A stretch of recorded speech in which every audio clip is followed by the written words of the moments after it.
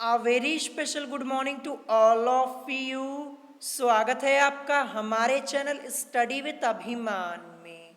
तो आज मैं आप लोगों के लिए यूपी बोर्ड एग्जाम 2021 के लिए यानी 2021 के लिए क्लास 10th के लिए सोशल साइंस में हिस्ट्री के चैप्टर 3 का पार्ट 7 लेकर आया हूँ।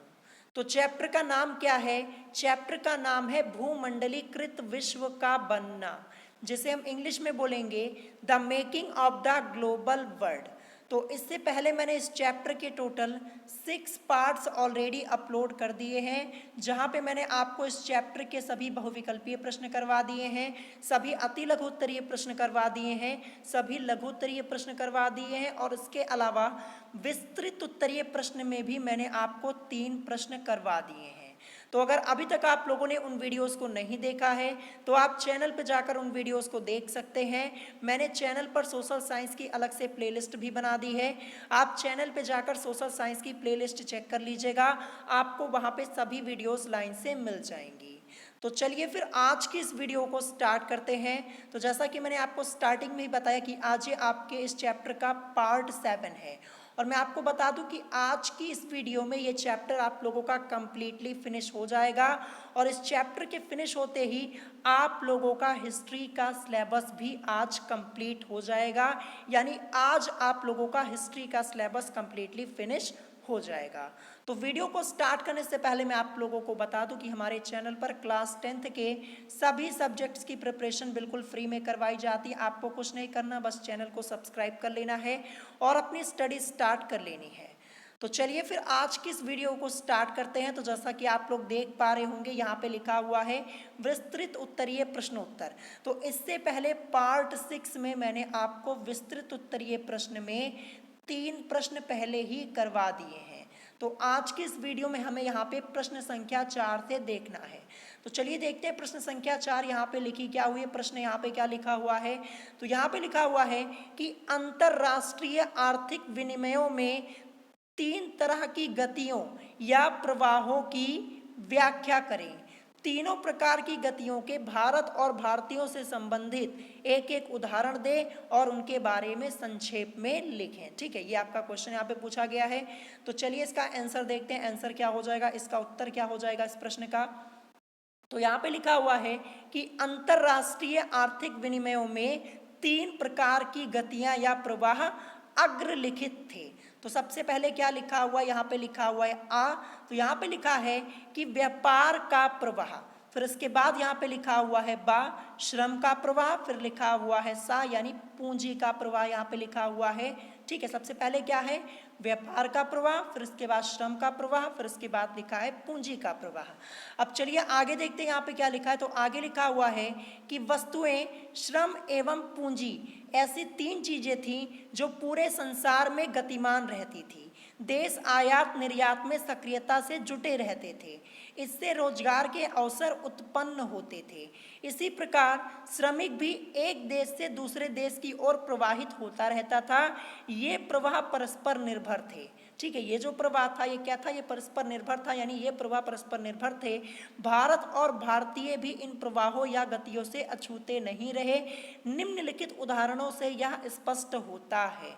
तो यहाँ पे उदाहरण कुछ दिए गए हैं। तो सबसे पहले यहाँ पे हेडिंग क्या लिखी हुई है? यहाँ पे आ लिखा हुआ है, यहाँ पे हेडिंग है कि भारत से व्यापार का प्रवाह। हेडिंग क्या है? भारत से व्यापार का प्रवाह। तो यहाँ पे लिखा हुआ है कि भारतीय कच्चा माल जैसे कपास विश्व प्रसिद्ध था। ब्रिटेन में इसकी बड़ी मांग थी, यानी ब्रिटेन में जो कपास है इसकी बड़ी मांग थी। स्पष्ट है कि भारतीय भी इस प्रवाह में सम्मिलित थे। फिर इसके बाद नेक्स्ट यहाँ पे क्या दिया? नेक्स्ट हेडिंग यहाँ पे है कि भारत से श्रम का प्रवाह। यहाँ पे बा लिखा हुआ, फिर इसके बाद हेडिंग है कि भारत से श्रम का प्रवाह। तो यहाँ पे लिखा हुआ है कि अमेरिकी महाद्वीपों की खोज के पश्चात ब्रिटेन ने बड़े जमीनी संसाधनों के दोहन पर विचार किया। खेत जोतने के लिए उन्हें श्रमिकों की आवश्यकता थी। यहाँ फिर भारतीय ही इसमें सम्मिलित हुए। ठीक है, यहाँ फिर भारतीय ही इसमें सम्मिलित हुए। अनुबंधित श्रमिक व्यवस्था के अंतर्गत भारतीय नई नई जगहों पर पहुंचने लगे। ठीक है, ये यहाँ पे दूसरी हेडिंग यहाँ पे थी, दूसरा उदाहरण यहाँ पे था। फिर इसके बाद यहाँ पे लास्ट में लिखा हुआ है सा, यहाँ पे हेडिंग लिखी हुई है कि भारत में पूंजी का प्रवाह। तो यहाँ पे लिखा हुआ है कि भारतीय बैंकरों ने एक देशी नियमित व्यवस्था बना ली थी। ठीक है, भारतीय बैंकरों ने एक देशी नियमित व्यवस्था बना ली थी। ये ना केवल भारत में ही पूंजी निवेश करते थे बल्कि अफ्रीका, यूरोपीय उपनिवेशों और उससे आगे भी। ठीक है, ये जो व्यवस्था बनाई थी यहाँ पे लिखा है ना कि भारतीय बैंकरों ने एक देशी, ठीक है, यहाँ पे देशी ऐसे लिखा जाएगा, यहाँ पे गलत लिखा हुआ है, मैं आपको लिख के बता देता हूँ, ये ऐसे लिखा जाएगा, यहाँ पे ऐसे नहीं, देसी को ऐसे लिखा जाता है। ठीक है, मैं आपको लिख के बता दे रहा हूँ, इसको सही कर लीजिएगा, यहाँ पे मिसप्रिंट है। तो यहाँ पे देखिए लिखा है कि भारतीय बैंकरों ने एक देशी नियमित व्यवस्था बना ली थी। ये ना केवल भारत में ही पूंजी निवेश करते थे बल्कि अफ्रीका, यूरोपीय उपनिवेशों और उससे आगे भी ये पूंजी का निवेश करते थे।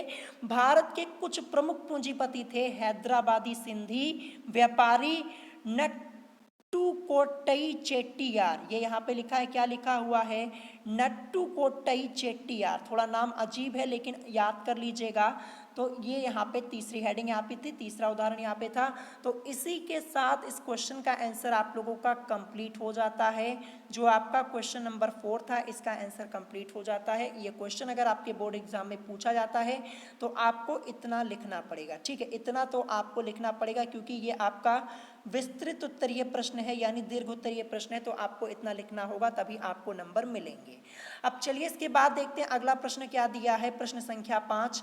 तो प्रश्न संख्या 5 यहाँ पे है कि प्रथम विश्व युद्ध ने ब्रिटेन में लोगों के आर्थिक जीवन में किस प्रकार परिवर्तन किया, या फिर अथवा करके है कि प्रथम विश्व युद्ध के दौरान विश्व के आर्थिक हालातों के विषय में संक्षेप में लिखिए। ये यहाँ पे लिखा हुआ है। तो देखिए ये प्रश्न आप लोगों से दो तरीके से पूछा जा सकता है, जैसा कि आप लोग देख पा रहे होंगे कि प्रथम विश्व युद्ध ने ब्रिटेन में लोगों के आर्थिक जीवन में किस प्रकार परिवर्तन किया, या फिर अथवा करके आपसे पूछा जा सकता है कि प्रथम विश्व युद्ध के दौरान विश्व के आर्थिक हालातों के विषय में संक्षेप में लिखिए। और ये क्वेश्चन आप लोगों का मोस्ट इंपॉर्टेंट है, ध्यान रखिएगा। तो चलिए इसका आंसर देखते सबसे पहले। तो देखिए आंसर यहाँ पे लिखा हुआ है कि इस महायुद्ध से पूर्व ब्रिटेन दुनिया की सबसे बड़ी अर्थव्यवस्था थी। यानी प्रथम विश्व युद्ध के पूर्व जो ब्रिटेन था वो दुनिया का सबसे बड़ा, ठीक है, दुनिया की सबसे बड़ी अर्थव्यवस्था थी, दुनिया का ताकतवर देश था, ये ध्यान रखिएगा, यही यहाँ पे लिखा हुआ है। तो यहाँ पे लिखा है कि इस महायुद्ध से पूर्व ब्रिटेन दुनिया की सबसे बड़ी अर्थव्यवस्था थी, किंतु युद्ध के पश्चात सबसे लंबा संकट भी इसे ही झेलना पड़ा। ठीक है, जब युद्ध हो गया, जो प्रथम विश्व युद्ध हुआ, इसके पश्चात सबसे लंबा संकट किसे झेलना पड़ा, ब्रिटेन को ही झेलना पड़ा। चलिए अब देखते हैं यहाँ पे कुछ हेडिंग आपकी लिखी हुई सबसे पहले। तो यहाँ पे देखिए यहाँ पे क्या लिखा है कि भारत और जापान से प्रतिस्पर्धा। ठीक है, ये हेडिंग है। फिर यहाँ पे ब्रैकेट में लिखा हुआ है विदेशी कर्ज, जैसा कि आप लोग देख पा रहे होंगे। तो यहाँ पे लिखा है कि इस युद्ध के समय भारत और जापान में उद्योग विकसित हो रहे थे। इस युद्ध के समय यानी प्रथम विश्व युद्ध के समय भारत और जापान में उद्योग विकसित हो रहे थे। ऐसे में ब्रिटेन को भारतीय बाजार में पहले वाली स्थिति को पाना मुश्किल हो गया था। यानी जो पहले स्थिति थी भारतीय बाजार में ब्रिटेन की, उस स्थिति को पाना अब ब्रिटेन के लिए मुश्किल हो गया था। इसके अतिरिक्त जापान से भी मुकाबला करना था। इसके अतिरिक्त जो ब्रिटेन है उसको जापान से भी मुकाबला करना था। युद्ध में हुए खर्चों को पूरा करने के लिए ब्रिटेन ने जो अमेरिका से कर्ज लिया था उसकी भरपाई भी करना आवश्यक था।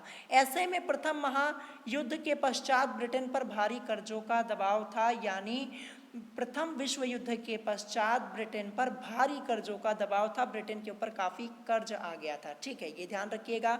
अब चलिए आगे देखते हैं नेक्स्ट हेडिंग यहाँ पे क्या है। तो यहाँ पे लिखा है कि आर्थिक उछाल का अंत, ये हेडिंग है। तो यहाँ पे लिखा हुआ है कि इस महायुद्ध के कारण विश्व में आर्थिक उछाल का माहौल उत्पन्न हो गया था, क्योंकि मांग और उत्पादन तथा रोजगार में बढ़ोतरी हुई। किंतु युद्ध के पश्चात जब यह उछाल शांत हुआ तो उत्पादन गिरने लगा तथा बेरोजगारी बढ़ने लगी। वर्ष 1921 में ब्रिटेन में हर 5 में से एक ब्रिटिश मजदूर बेरोजगार था। ठीक है, क्या लिखा है कि वर्ष 1921 में ब्रिटेन में हर 5 में से एक ब्रिटिश मजदूर बेरोजगार था, यानी उनके पास कोई काम नहीं था, कोई रोजगार नहीं था। फिर इसके बाद आगे यहाँ पे नेक्स्ट हेडिंग लिखी हुई है व्यय में कटौती। तो यहाँ पे है लिखा हुआ है कि ब्रिटिश सरकार ने अब भारी भरकम युद्ध संबंधी व्यय में कटौती शुरू कर दी, जिससे शांतिकालीन करों के सहारे ही उनकी भरपाई की जा सके। ये यहाँ पे लिखा हुआ है। फिर इसके बाद नेक्स्ट हेडिंग आपकी यहाँ पे लिखी हुई है, जो कि लास्ट हेडिंग यहाँ पे है कि ब्रिटिश अर्थव्यवस्था का कमजोर होना। युद्ध, इसके बाद यहाँ पे लिखा है, देखिए ये तो हेडिंग है कि ब्रिटिश अर्थव्यवस्था का कमजोर होना। यहाँ पे लिखा है कि युद्ध के समय तक पूर्वी यूरोप गेहूं की आपूर्ति का एक बड़ा केंद्र था, किंतु युद्ध के दौरान तो सारी कृषि आधारित अर्थव्यवस्थाएं भी संकट में रहीं। केवल कनाडा, अमेरिका और ऑस्ट्रेलिया में गेहूं की पैदावार अचानक बढ़ने लगी। युद्ध की समाप्ति के पश्चात पूर्वी यूरोप में गेहूं की पैदावार सुधरने लगी और बाजारों में इसकी अधिकता हो गई। अनाज की कीमतें गिरने लगी, जिससे किसान कर्ज में डूबने लगे। ठीक है, तो ये यहाँ पे इस हेडिंग के अंतर्गत आपको यहाँ पे इतना लिखना है। तो इसी के साथ जो ये आपका यहाँ पे प्रश्न संख्या 5 था, यानी प्रश्न संख्या 5 यहाँ पे क्वेश्चन नंबर 5, इसका आंसर कंप्लीट हो गया। अगर ये क्वेश्चन आपसे पूछा जाता है तो आपको इतना लिखना ही पड़ेगा। ठीक है, देखिए ये ऐसा चैप्टर यहाँ पे आपको कुछ समझने लायक नहीं है। सीधे सीधे आप यहाँ पे क्वेश्चन देखिए, इसका आंसर आप याद कीजिए, क्योंकि यहाँ पे समझने के लिए कुछ है ही नहीं। आपको यहाँ पे सिर्फ सीधे सीधे क्वेश्चन देखना है और आंसर को याद कर लेना है, उत्तर को तैयार कर लेना है। ठीक है, और जितने क्वेश्चन मैं आपको करवा रहा हूँ, अगर इतने आप तैयार कर लेंगे तो इसी में से आपके बोर्ड एग्जाम में आपको क्वेश्चन मिल जाएंगे। ठीक है, चलिए नेक्स्ट क्वेश्चन देखते हैं। यहाँ पे क्वेश्चन नंबर 6 यहाँ पे क्या दिया है, जैसा कि आप लोग देख पा रहे होंगे, ये प्रश्न संख्या 6 है। तो यहाँ पे प्रश्न लिखा हुआ है कि अनुबंधित श्रमिकों ने अपने जीवन की अभिव्यक्ति के अपने ढंग खोज लिए थे, कथन की समीक्षा कीजिए। या फिर अथवा करके है कि गिरमिटिया मजदूरों ने शेष विश्व में अपनी सांस्कृतिक पहचान किस प्रकार बनाए रखी थी। तो देखिए ये क्वेश्चन दो तरीके से आपसे पूछा जा सकता है। एक तो ये पहला तरीका ये है, ऐसे आपसे पूछा जा सकता है कि अनुबंधित श्रमिकों ने अपने जीवन की अभिव्यक्ति के अपने ढंग खोज लिए थे, कथन की समीक्षा कीजिए। या फिर अथवा करके आपसे पूछा जा सकता है कि गिरमिटिया मजदूरों ने शेष विश्व में अपनी सांस्कृतिक पहचान किस प्रकार बनाए रखी थी। तो चलिए इसका आंसर देखते हैं। तो उत्तर आप लोग देख पा रहे होंगे, यहाँ पे लिखा है कि अनुबंधित मजदूर से तात्पर्य किसी नियोक्ता के लिए एक निश्चित समय के लिए विशिष्ट राशि पर अनुबंध के अंतर्गत कार्य करने वाले बंधुआ मजदूर से है, जिन्हें घर या नए देशों में ही भुगतान किया जाता था। ठीक है, फिर इसके बाद यहाँ पे लिखा हुआ है कि 19वीं शताब्दी में लाखों भारतीय व चीनी मजदूर बागानों, खदानों और विश्व की विभिन्न निर्माणकारी परियोजनाओं में कार्य करने के लिए गए। फिर इसके बाद आगे लिखा हुआ है कि अधिकांश भारतीय अनुबंधित कर्मचारी पूर्वी प्रदेश के वर्तमान राज्यों से, बिहार, मध्य प्रदेश और तमिलनाडु से आए।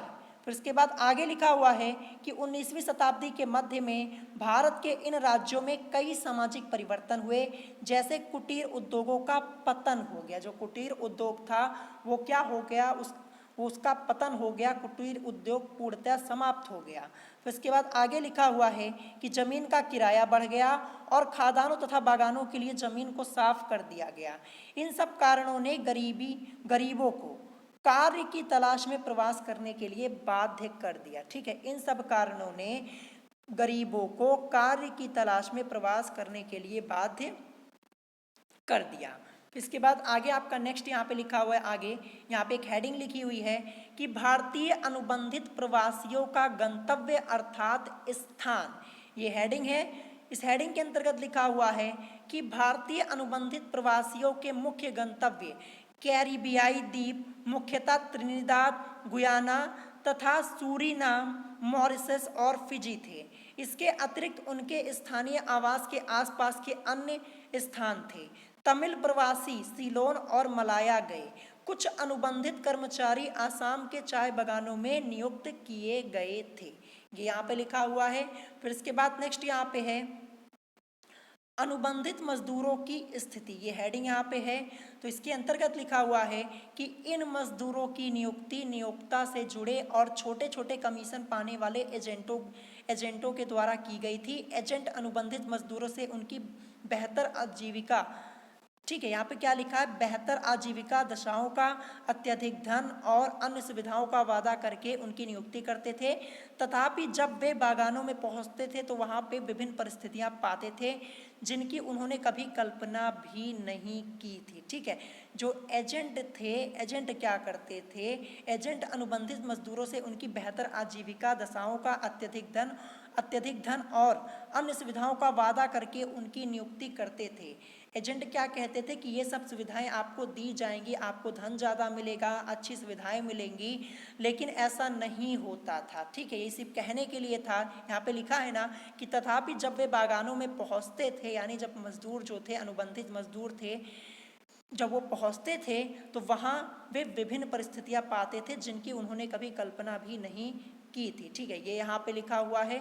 तो इसी के साथ इस क्वेश्चन का आंसर हो जाता है कंप्लीट। ठीक है, जो क्वेश्चन नंबर 6 था इसका आंसर कंप्लीट हो जाता है। अब चलिए देखते हैं इस चैप्टर का लास्ट क्वेश्चन, क्वेश्चन नंबर 7 यहाँ पे क्या है। तो क्वेश्चन नंबर 7 यहाँ पे है कि 19वीं सदी की विश्व अर्थव्यवस्था को आकार देने में प्रौद्योगिकी की भूमिका स्पष्ट कीजिए। मोस्ट इंपॉर्टेंट क्वेश्चन है और ये आपके बोर्ड एग्जाम में इस बार पूछा जा सकता है। प्रश्न क्या है कि 19वीं सदी की विश्व अर्थव्यवस्था को आकार देने में प्रौद्योगिकी की भूमिका स्पष्ट कीजिए। तो चलिए इसका आंसर देखते हैं, उत्तर देखते हैं। तो यहाँ पे लिखा है कि 19वीं सदी की विश्व अर्थव्यवस्था को आकार देने में तकनीक की महत्वपूर्ण भूमिका रही है। तकनीक मतलब टेक्नोलॉजी, ध्यान रखिएगा। तो 19वीं सदी की विश्व अर्थव्यवस्था को आकार देने में तकनीक की भूमिका महत्वपूर्ण रही है, जिसे निम्नलिखित कारणों द्वारा समझा जा सकता है। तो सबसे पहला कारण क्या लिखा है, यहाँ पे हेडिंग लिखी है कि विश्व अर्थव्यवस्था में तकनीकी आविष्कार। तो यहाँ पे लिखा है रेलवे, भाप के जहाज, टेलीग्राफ आदि महत्वपूर्ण आविष्कार थे जिनके बिना 19वीं सदी की विश्व अर्थव्यवस्था को आकार नहीं दिया जा सकता था। तो देखिए 19वीं सदी में यहाँ पे रेलवे, भाप के जहाज, टेलीग्राफ आदि ये महत्वपूर्ण आविष्कार थे जिनके बिना 19वीं सदी की विश्व अर्थव्यवस्था को आकार नहीं दिया जा सकता था। फिर इसके बाद नेक्स्ट हेडिंग यहाँ पे है कि बाजारों की परस्पर संबद्धता क्या है। यहाँ पे लिखा हुआ है कि बाजारों की परस्पर संबद्धता।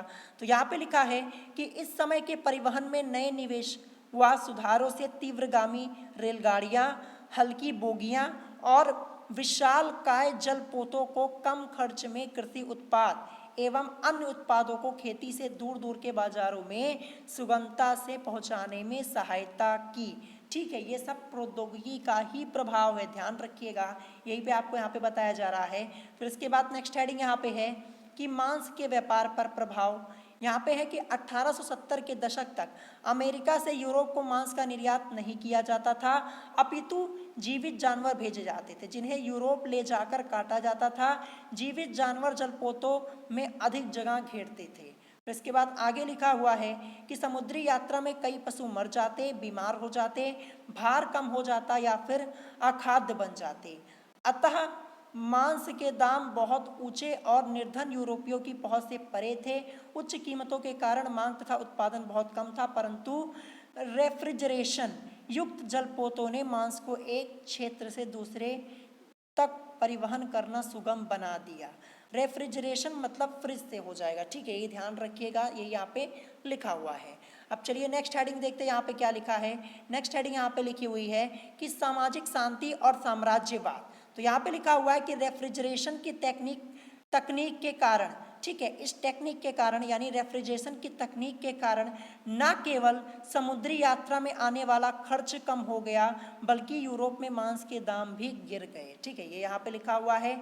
फिर लास्ट में यहाँ पे लिखा हुआ है उपनिवेशवाद। क्या लिखा हुआ है, उपनिवेशवाद। तो यहाँ पे लिखा हुआ है कि विश्व बाजारों को आपस में जोड़ने में तकनीक ने बहुत महत्वपूर्ण भूमिका निभाई जिसके फलस्वरूप उपनिवेशवाद को बढ़ावा मिला। ठीक है, तो इसी के साथ इस क्वेश्चन का आंसर आप लोगों का हो जाता है कंप्लीट।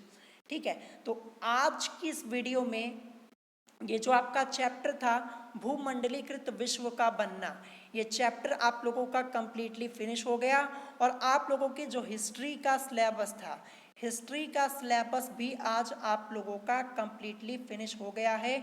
अब हिस्ट्री में आपको कुछ नहीं पढ़ना है, जितना पढ़ा दिया इतना पढ़ लीजिएगा, अच्छे से सभी क्वेश्चंस को तैयार कर लीजिएगा, ठीक है। अब हिस्ट्री में केवल आपको मैप पढ़ना है, तो मैप मैं आपको बाद में पढ़ाऊंगा। अब मैं आप लोगों के लिए ज्योग्राफी की क्लासेस जल्द से जल्द स्टार्ट कर दूंगा, क्योंकि हिस्ट्री का सिलेबस आज आप लोगों का कंप्लीट हो चुका है। तो अगर आज की इस वीडियो में आपको कोई बात नहीं समझ में आई हो तो आप मुझसे कमेंट करके पूछ सकते हैं। और अगर आज की वीडियो आप लोगों को पसंद आई हो तो वीडियो को लाइक करना मत भूलिएगा, और साथ ही साथ हमारे चैनल स्टडी विद अभिमान को सब्सक्राइब करना मत भूलिएगा। तो आज की वीडियो में इतना ही, मिलेंगे नेक्स्ट वीडियो में। Thanks for watching.